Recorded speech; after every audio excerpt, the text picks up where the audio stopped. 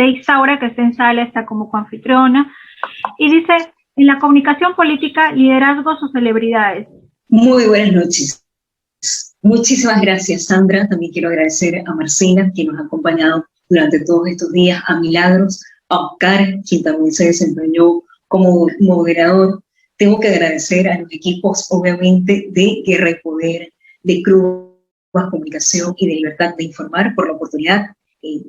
La verdad es que muy honrada de haber participado en este congreso, en este segundo Congreso Mundial de Mujeres Políticas. Bueno, presenté este tema, es el segundo día, en la segunda jornada, y la verdad es que este tema se deriva de artículos y de algunas investigaciones que he leído en los últimos años.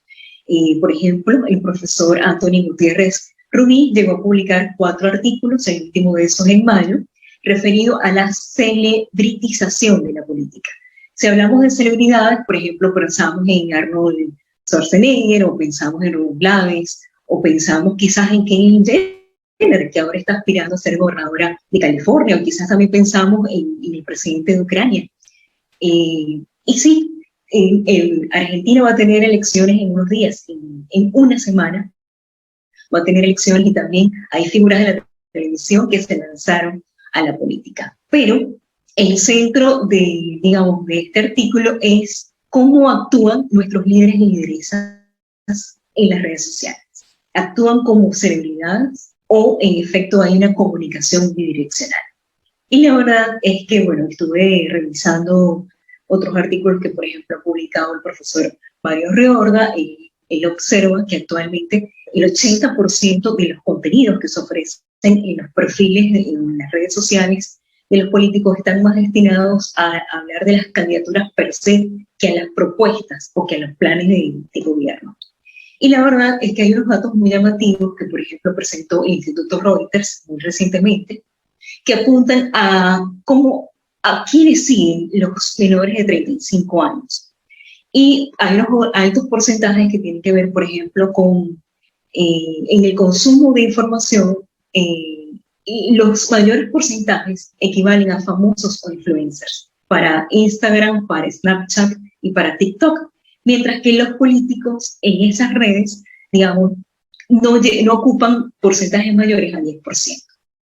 Entonces, esto de las redes, por ejemplo, nos lleva a pensar en el caso reciente que vimos en la elección en México de Mariana Rodríguez, la esposa de quien ganó la gubernatura de Nuevo León, porque ella usó Instagram como un canal para potenciar justamente la campaña de su esposo. Mariana es una joven, es influencer, empresaria, con más de 1.800.000 seguidores en Instagram, y usó Instagram justamente para promover la campaña de su esposo. Pero entonces, volviendo al tema de si hay o no comunicación bidireccional, tenemos que recordar, por ejemplo, el estudio del gobernante latinoamericano, un ambicioso estudio que fue financiado por el Banco Interamericano de Desarrollo, y que en 2015 reveló que es escasa la interacción entre líderes y lideresas y ciudadanos, ciudadanas. En ese caso determinó que era del 10%. En 61 municipios de Latinoamérica, de varios países. La verdad es que ese estudio derivó en otro que observó cuál era el comportamiento de gobernadores en Argentina, y la conversación en ese caso era de 0% para esa fecha, para 2016, porque la entrega fue posterior.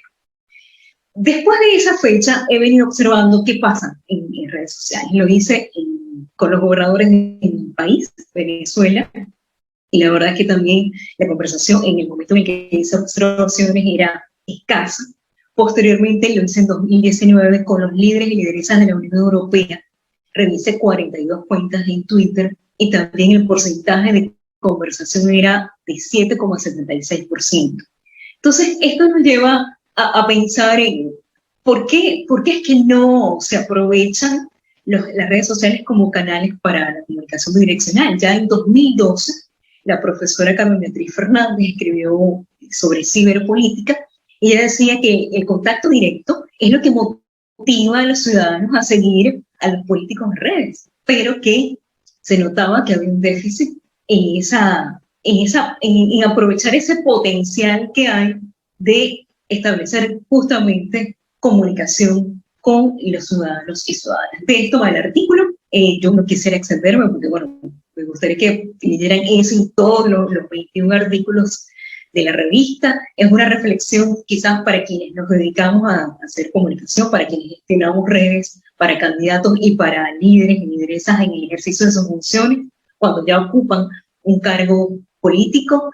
Y bueno, con esto me despido. Agradezco nuevamente la oportunidad que tuve para participar en el segundo Congreso Mundial y en eventos anteriores organizados por Guerra y Poder. Y bueno, sí, sabemos que hay un estudio internacional que, por ejemplo, revela que más del 90% de los gobiernos tienen presencia en Facebook e igual en Twitter, o sea, los porcentajes son de 98 y 95%, pero sin duda hace falta trabajar para que se aprovechen como canales de comunicación bidireccional. Muchas gracias, Sandra, a Marcela, Milagros, Oscar, José Luis y Susana. Muchísimas gracias además por acordarte de todos los nombres. Sí, en efecto, este congreso está organizado por Guerra Poder, pero no sería posible sin el apoyo de Crubas Comunicación, de Libertad de Informar, de Marcela y bueno, de muchas personas que no terminaría de nombrar y no quiero siquiera, pues no quiero herir ninguna susceptibilidad.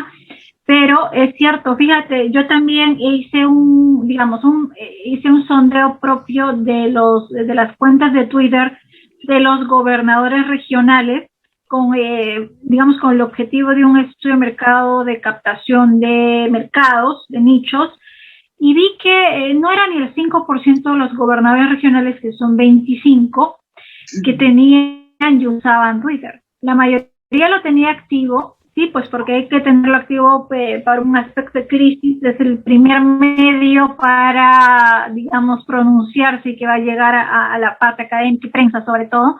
Pero o lo tenían desactivado muchísimo tiempo o tenían 4 o 5 cuentas. También tiene que ver, fíjate, cambia mucho de asesores, de consultores, y uno se lleva las cuentas del otro, o sea, no tienen, hay que registrarlo, hay que tener este check de identificar el usuario para siempre, sea que cambian de partido, sea que cambian de rol político, o sea, hay que tener una cuenta de Twitter de manera básica, y los alcaldes también, y el debate que tienen allí es pobre, salvo excepciones. Los parlamentarios tienen más actividad, pero igual son contados con los dedos de una mano, cuando en realidad es una red que genera pues un debate a todo nivel, y es donde realmente puedes marcar la exposición política, ¿no? Bien, Isaura, bienvenida siempre. Bien. Pasamos. Sandra, si me permites comentar, sí, cómo no, brevemente, estuve observando más de 30 cuentas de candidatos y candidatas en las elecciones pasadas de México, y detalle que me llamó mucho la atención es que justamente como comentabas, varios de esos candidatos tuvieron desactivadas por largos, o sea, por lazos, sus cuentas. Es decir, parecería que no estaban trabajando en construir su reputación, en construir su imagen, sino que un mes antes de la campaña contratan a alguien para que comience a generar contenidos. Pero en los meses previos o incluso en años previos no se dedicaban a usarla como una red justamente para comunicarse. Es muy, muy llamativo lo que vemos.